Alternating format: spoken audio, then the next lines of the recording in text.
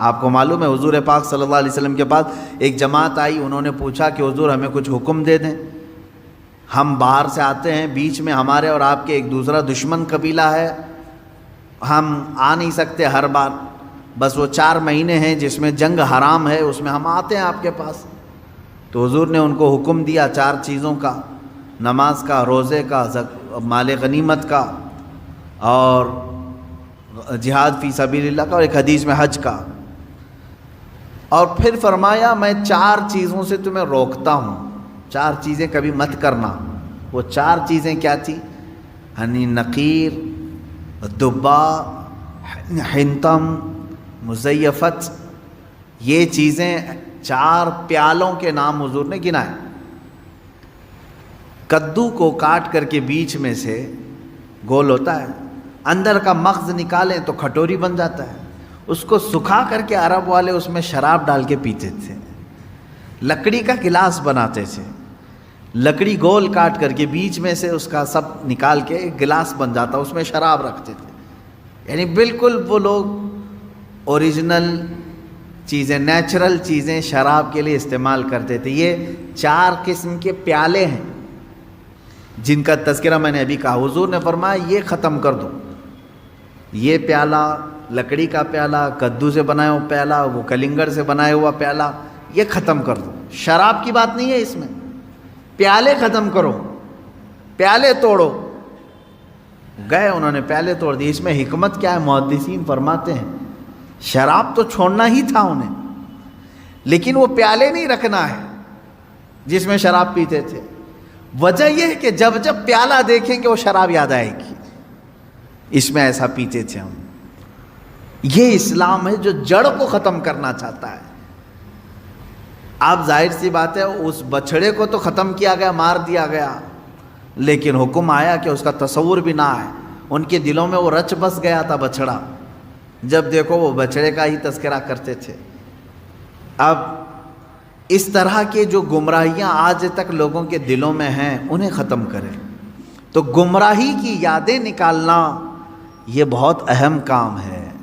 مثال کے طور پر برسوں پہلے آپ کوئی غلط کام کر رہے تھے، اب چھوڑ کر کے توبہ کر کے آ چکے ہیں، تو اب یہاں سب سے بڑا کام یہ ہوتا ہے کہ اس کا دماغ میں خیال بھی نہ آئے، اس کے لیے ٹائم لگتا ہے۔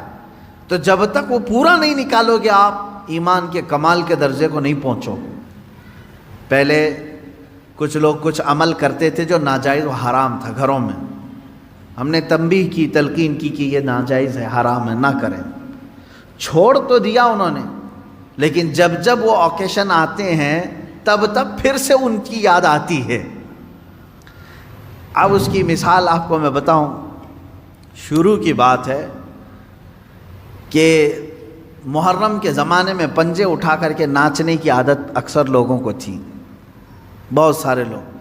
ایک طرح سے اس میں عبادت کا تصور نہیں تھا لوگوں کو، بس یہ کہ انٹرٹینمنٹ کرنا ہے، کیونکہ عبادت اس طرح سے روڈ اور گلیوں میں ناچ کر کے تو ہوتی نہیں۔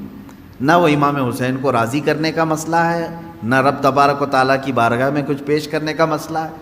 اگر اتنا ہی عبادت کا شوق ہوتا تو مسجدوں میں پنجے لے کر بیٹھ جاتے ہیں، قرآن پاک پڑھتے ہیں۔ سب کو معلوم ہے کہ سب سے افضل جگہ یہ ہے، وہ انٹرٹینمنٹ کرتے تھے۔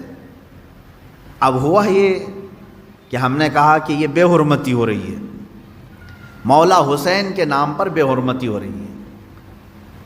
اصل بات پنجہ تو آج تک امام حسین کا ملا نہیں، پنجہ ملا نہیں۔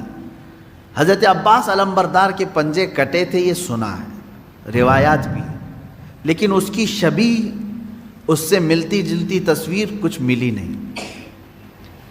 اب رہی بات تعزیہ کا مسئلہ، تعزیہ جو ہے اس کا مسئلہ مختلف بھی ہے، اتنا میں بتاؤں گا، کنفیوز نہیں ہونا۔ تعزیہ کو شرائط کے ساتھ اگر بٹھایا جائے تو جائز ہے، لیکن وہ شرائط پورے کرتے نہیں لوگ، اور ہم نے اگر اتنا ہی شوشہ کھول دیا تو بڑے بڑے دروازے لوگ کھول دیں گے۔ بات صرف اتنی تھی تعزیہ کی، امام حسین کا جو روضہ ہے اس روضے کی شکل کی کوئی چیز بنا کر کے آپ نے رکھ دیا، تو کسی بھی بزرگ کے روضے کی شکل بنا کر کے رکھنا مستحسن ہے، کوئی حرام کام نہیں ہے، ناجائز نہیں ہے. جیسے ہم گنبد خضرا بناتے ہیں، خانہ کعبہ بناتے ہیں، ہوتا ہے گنبد خضرا جہاں ہوگا ہم تعظیم کے ساتھ دیکھتے ہیں، لیکن اس کے ساتھ اگر ایسے معاملات ہوں کہ اس کو لے کر کے سڑکوں پہ ہم گھومیں گے، ناچیں گے اور پھر اس پر چڑھاوے کریں گے، پھر اس کے ساتھ اپنے عقیدے جوڑ لیں گے، تو یہاں سے شیطان پھر گمراہ کرنا شروع کرتا ہے. خیر یہ بات الگ ہے، تعزیہ کا. رہی بات پنجے کا، پنجے کی جو لاجک ہے وہ نہیں سمجھ میں آئی، مجھے کوئی سمجھا دے. میں نے اس سے قبل بھی بہت پہلے ہی کہا تھا، میں خود اٹھاؤں گا. پنجے کی کیا خصوصیت ہے؟ اگر امام حسین شہید کربلا رضی اللہ تعالیٰ عنہ کے ہاتھ کا نشان لے کر کے کوئی اٹھا کر گھومتا ہے، میں تو کہوں گا ہاتھ کیوں اٹھاتے ہو؟ اس سے بہتر ہے کہ مولا حسین کا قدم اٹھا کر کے گھومیں، کیونکہ ہمارے لیے ان کے قدم تک پہنچنا بھی بہت دور کی بات ہے. قدم اٹھا کر کے کوئی گھومتا ہوا نہیں دکھا مجھے، کوئی تلوار اٹھا کر کے دکھا. تو اس میں ہاتھ کی کیا خصوصیت ہے یہ تو مجھے لاجک اب تک نہیں معلوم. بہرحال ایک ٹاپک الگ ہے. اس کے اندر جو خرافات آ رہی تھیں، اس کے ساتھ عورتوں مردوں کا ساتھ ملنا، گانے باجے ڈھول تاشے اور طرح طرح کے اس میں خرافات لے کر کے اس کو کہاں سے کہاں تک پہنچایا تھا. شروع کس لیے ہوا ہوگا معلوم نہیں، پہنچا کس کام کے لیے بہت دور چلا گیا. اب میں جو بات کہنے جا رہا تھا وہ یہ تھی کہ چند سالوں پہلے ہم نے دیکھا بہت خرافات ہو رہی ہے. ایک جگہ ہم نے کہا منع ہے، انہوں نے فوراً اس کو ختم کر دیا، نہیں کریں گے. ہاں میں نے کہا کہ ٹھیک ہے، مولا حسین کے روضے کی شکل بناؤ، ہر گھر میں بنا کر کے رکھو، یاد کے لیے اچھا اپنے بچوں کو دکھاؤ کہ یہ مولا حسین کا روضہ ہے. ہم جیسے گنبد خضرا رکھتے ہیں اپنے گھروں میں، خانہ کعبہ رکھتے ہیں، امام حسین کا روضہ رکھنے میں کون سی دقت کی بات ہے؟ میں اتنا زیادہ مخالف نہیں ہوں اس چیزوں کا. رکھو، آپ پیتل کا بناتے بناؤ، تانبے کا بناتے بناؤ، سونے کا بناتے ہو بناؤ، اس میں حرج نہیں.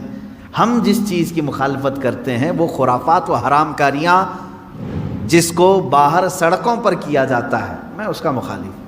خیر بات آئی، بند ہو گئی. لیکن ہوتا کیا تھا معلوم ہے؟ چند دنوں کے بعد دوسرا محرم آیا تو گھر والے کہتے ہیں کہ حضرت وہ تو بند ہیں لیکن بچے ویسے ہی ناچ رہے ہیں، ہاتھ ایسے لمبے کر کے خود پنجہ بن گئے ہیں اور ناچ رہے ہیں. تو میں اس چیز کو مثال میں اس لیے بتا رہا ہوں کہ بنی اسرائیل بچھڑے کی پوجا کرتے تھے، حکم آیا ان کے قتل کا، قتل بھی ہوئے، بچھڑا بھی مار دیا گیا، لیکن زمانے تک ان کے دلوں سے بچھڑے کی محبت گئی نہیں تھی. وہی ذکر آج کی آیت میں میں نے پڑھا ہے. اللہ فرماتا ہے ثم اتخذوا العجل من بعد ما جاءتهم البینات، پھر یہ بچھڑے کو ایسا لے کر کے بیٹھے رہے جبکہ ان کے سامنے کھلی ہوئی نشانیاں تھیں. وَأُشْرِبُوا فِي قُلُوبِهِمُ الْعِجْلَ، اللہ فرماتا ہے ان کے دلوں میں ایسا لگتا ہے بچڑا پلا دیا گیا ہے، پی گئے ہیں بچڑے کو، اتنی محبت تھی. جبکہ روشن آیتیں اور دلیلیں دیکھیں. تو خلاصہ یہ ہے میرے عزیزو، کہنے کا مطلب کہ بعض چیزیں گمراہیاں ایسی ہیں جن کو چھوڑنے کے بعد بھی وہ کچوکے لگاتی رہتی ہیں. برے گناہ بھی ایسے ہیں جن کو چھوڑنے کے بعد وہ دوبارہ دماغ میں وسوسے ڈالتے رہتے ہیں. ان کاموں کو حتمی طور پر اپنے تصور میں بھی نہ آئے. اعوذ باللہ من شر الشیطان الرجیم کثرت سے پڑھیں.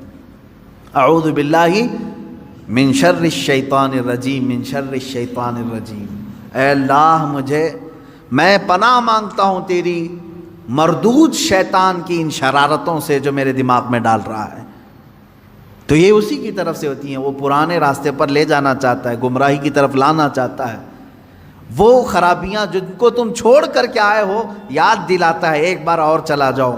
اس کے لیے کثرت سے یہ پڑھا کریں. جب جب ایسا وسوسہ آئے کہیں اعوذ باللہ من شر الشیطان الرجیم. آج ہی صبح گناہ سے توبہ کیا، سوچا کہ نہیں کروں گا یہ گناہ، لیکن رات ہوتے ہی پھر خیال آیا ایک بار اور کر لوں. میں بتا رہا ہوں فوراً اس وقت یہ پڑھو اعوذ باللہ من شر الشیطان الرجیم. اے اللہ میں تو چھوڑ چکا تھا شیطان مردود، پھر مجھے لا رہا ہے وسوسے، میں تیری پناہ مانگتا ہوں مردود شیطان کی شرارتوں سے.